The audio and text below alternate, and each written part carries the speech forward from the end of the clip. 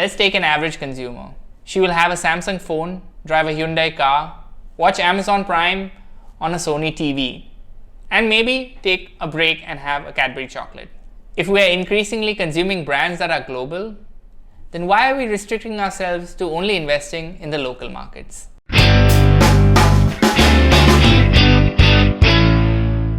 Hi, I'm Rishad, and I'm a SEBI registered investment advisor. And I'm here to improve your relationship with money. It is natural for Indian investors to think about investing in rupee terms. We invest our money in Indian assets, and we also spend our money in rupee terms. This contrasts with global investors who actually invest in dollar terms. Now, should that really matter to us? I would argue that it should, because we are spending more and more of our money in dollar terms. Indians today spend a lot more on foreign trips abroad or sending their kids abroad for further education.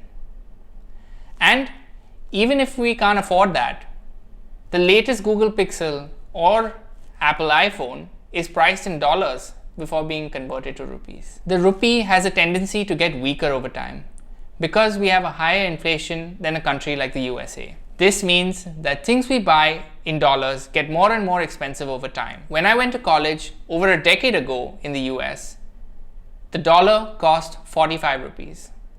Today, if I were to go for an education in the US again, that would be very expensive at 75 rupees. This is why it's critical for us to look at our returns using a dollar base.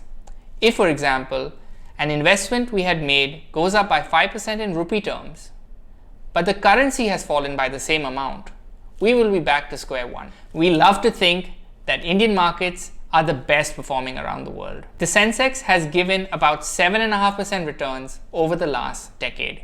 Surely more developed markets like the US would not have been able to beat us, right?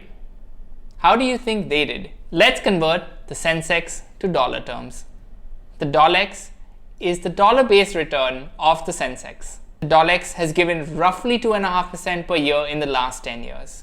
In contrast, the US markets have done a whopping 11% in the same time. And this makes sense.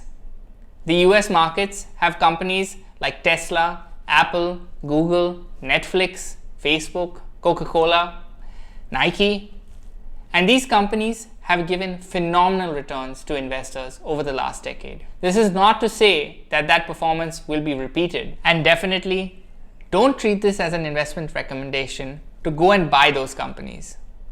But it goes against the commonly perceived notion that Indian equities give the highest returns. The returns from US markets are driving many Indian investors to invest there. According to data from the Association of Mutual Funds in India, or AMFI, the number of retail investors in international mutual funds has nearly tripled to 3.7 lakh as of September 2020, compared to 1.3 lakhs a year ago. Investing in international equities is not for everyone.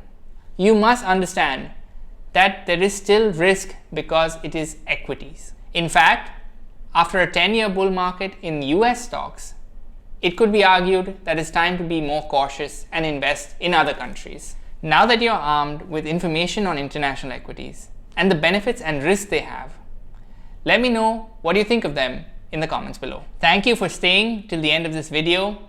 If you found it insightful, do drop a like, subscribe, and hit the bell icon. I'm Rishad, and I'll see you in the next one.